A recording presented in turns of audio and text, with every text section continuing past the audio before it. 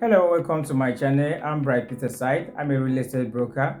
Again, I'm excited to welcome you to this edition of RealVest Guide, of course, where we bring you the right information so that, of course, you can make the right investment decision. If you are visiting my channel for the first time, you are welcome. Please click the notification and subscription button for free so you can always get interesting updates on this platform. So this week we'll be looking at how Nigerians are discouraging housing development. Yes, how Nigerians are developed. I use the word Nigeria because I know that oftentimes people blame government.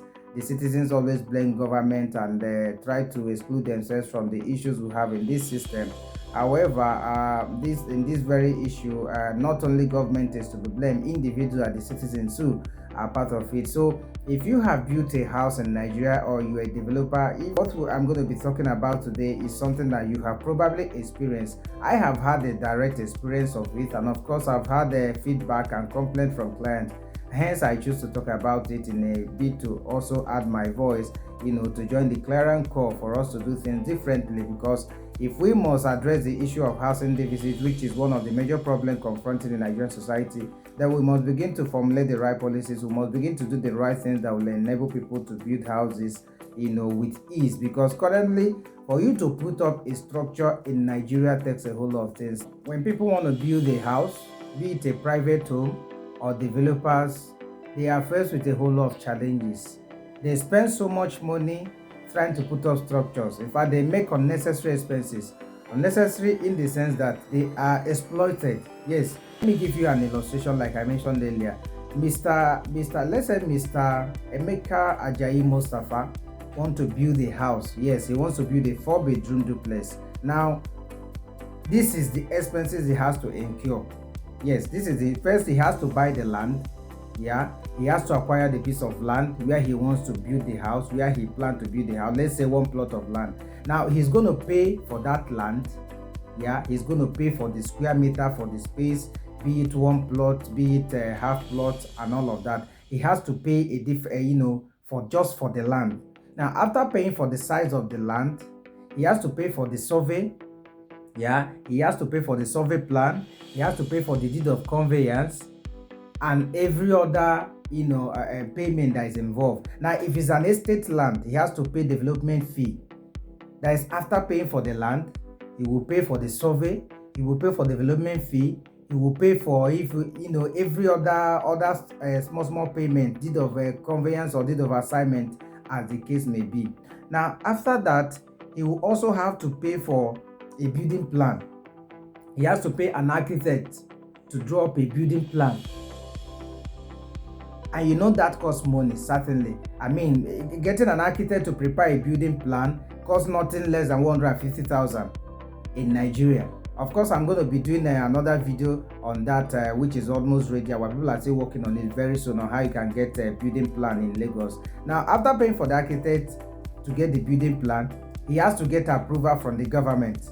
And so doing, he also has to pay money. And getting building plan from the government also entails or requires a whole lot of expenses, because a whole lot of document verification will also be done.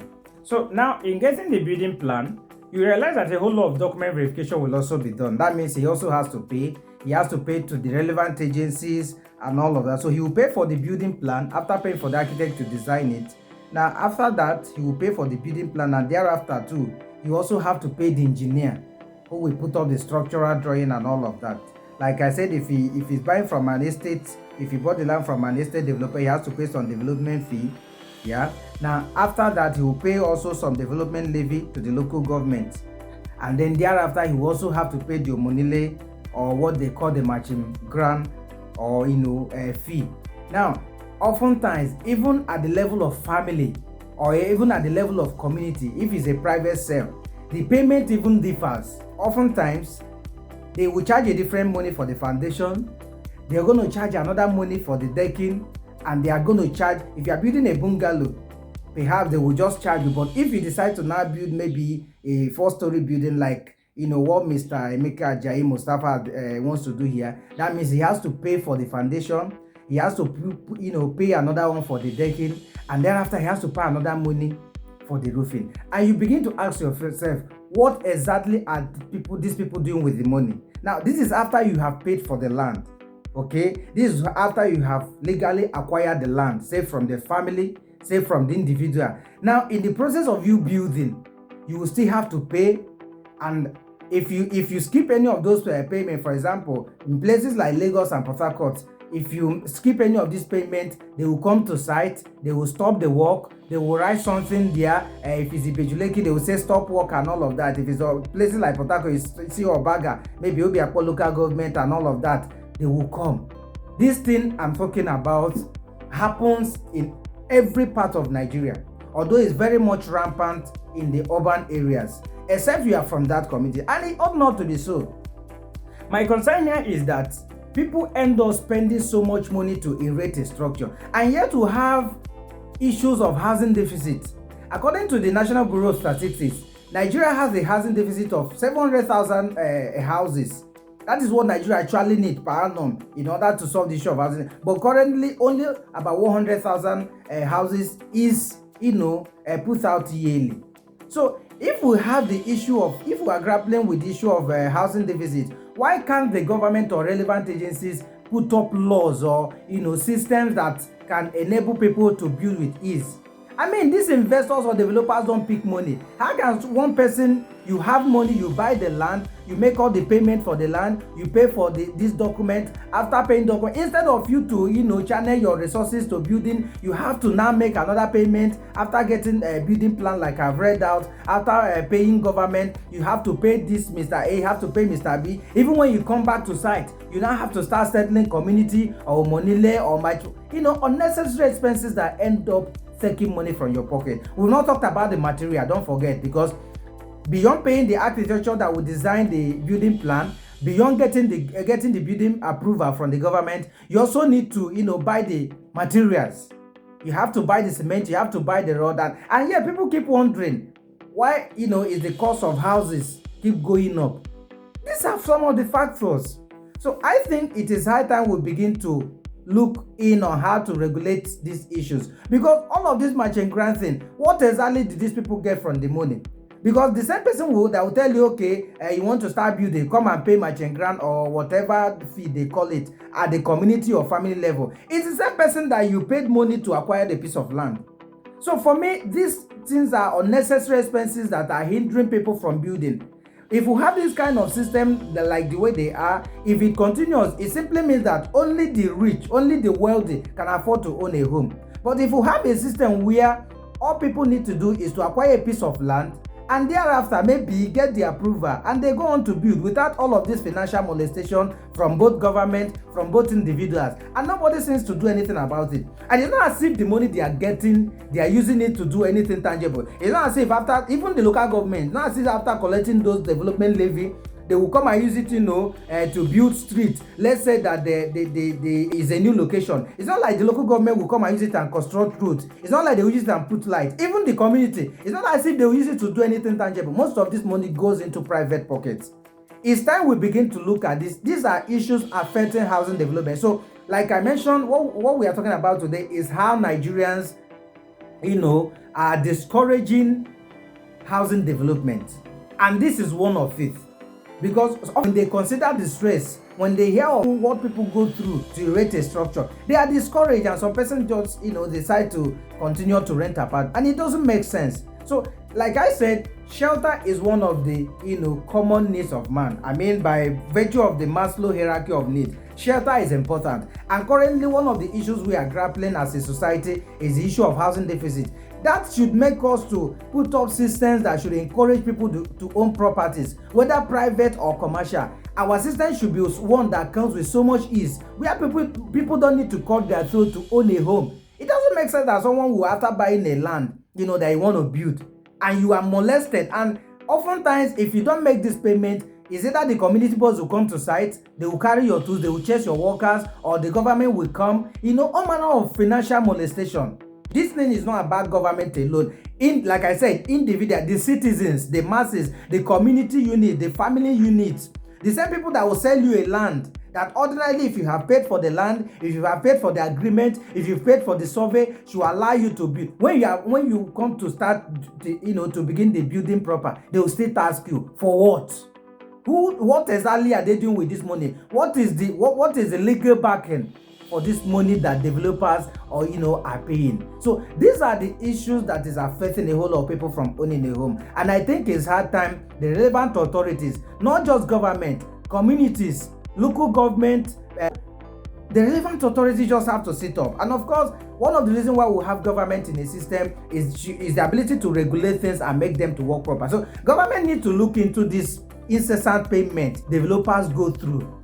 It is one of the issues that is hindering a whole lot of people from even considering buying a land, not to talk of erecting a structure. But like I said, if we have a system whereby all you need to do is to acquire the land, the piece of nature, and then thereafter you go ahead, maybe say pay the local government development fee and all of that, and thereafter you go to build with ease. And even beyond the payment, the masses or the citizens or developers should be able to see the effect of the money local government is collecting.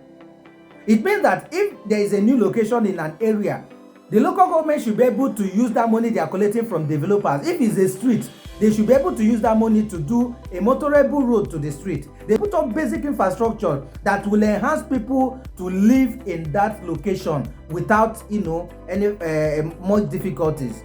But in this case, they will just collect money and you don't see anything happening, and you begin to wonder, what exactly are they doing with this money they collect?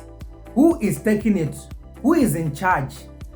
Sometimes even the task force people will come from the local government. Different set of people will come on different occasions to make a demand. Once they see a structure being put up, I don't know, they have their people around who give them information. Once you see them, they will appear. Sometimes they will wait for the building to get to a certain level and you see them. Before you come and see a red marker on the building. And you begin to wonder, beyond the money you are collecting, what exactly are they doing with these resources? Some will claim is a way the local government generate their internally generated, get their internally generated revenue. Well, to an extent, I may not have an issue with that. But my issue is, beyond generating the revenue, what is the evidence of the revenue being generated? What is the evidence of the money collected from developers? What is the evidence of the money that you collect, for people who build in your location? What are you doing with it? What structure are you putting on ground to show that, to justify the money you are collecting? So I think these are issues that really is affecting, and it's not funny. It's not, like I said, I've had direct experience, and of course sometimes I even pity developers and investors. And so if we want this system to grow beyond what it is, if we really want to solve the issue of housing deficit, if we even want to have affordable homes, this is one issue we really need to address, both the government and private sector. We have to address this issue of multiple tasking. It just have to end. Until we do that, we may have to cope with the issue of continuous housing deficit, and of course we may also have to cope with the issue of constant rise in prices of real estate, because people will spend all of this money I have mentioned, and at the end of the day you expect them to put out their house for less, and so they will certainly want to recover the money they spent. Look at the protocol of putting up a building. You buy the land, like I said. After buying the land, you pay all the adjoint expenses. Thereafter, you have to pay an architect to design a building, plan for you, which you will take to government for approval. You pay all manner of money. Sometimes, if the property does not even have a title, you have to spend a whole lot of money. Getting the title alone is another protocol that you have to pass through in relevant government agencies. Now, say if you want to get a CFO, processing a CFO in Nigeria now averagely takes like 3 years. And all of those periods, you will pay different money to different people, because there is no organized system actually. There's no organized system. So after paying all of this money, when you start building, you still have to pay another money. We've not talked of the building material. We've not talked of the fact that the cost of building materials also keep rising. So these are real issues. And this is how Nigerians are actually discouraging housing development in this country, and it just got to stop. And it has to be a collective decision. And of course, the government, for the fact that they are charged, they have the responsibility of regulating this system, have to sit up and do the needful. But even as private individuals, we also have to be honest to ourselves. That community leader, that local government chairman, you have to understand that development is not a mirage. It doesn't just happen. There are stakeholders, and one of them are people who invest in real estate. So if that man or that woman is coming to build in your environment, you should be happy that that person is doing so, and you should give them all the necessary support, not to task them, not to exploit them. If you as a local government chairman, you can actually set up task force, to regulate these your community boys who will go on site and molest people unnecessarily simply because they are coming to build in their community. It is not helping housing development in Nigeria, and they got to stop. This is the much I got for you on this edition of RealVest Guide. Of course, it's always a pleasure to bring you the right information so that you can make the best of the decision when it comes to your real estate investment. Don't forget, you can be a part of this show, yes, through your comments and feedback, which of course you can drop on the comment section below. Go to the bio, or you can as well send to the WhatsApp call, or send to the WhatsApp through the number that is showing on your screen right now. And of course, if there is anything you do not understand, if there is any advice you will need, or if there is any topic you want us to talk about concerning housing development or real estate investment generally in Nigeria, please do wait to also reach out to us through the contacts on your phone. They are both active on WhatsApp and normal call, and of course, so you can also drop it on the bio. Don't also forget that if you need any real estate products and services in Nigeria and beyond, we are much more available. Thank you for watching, and bye for now.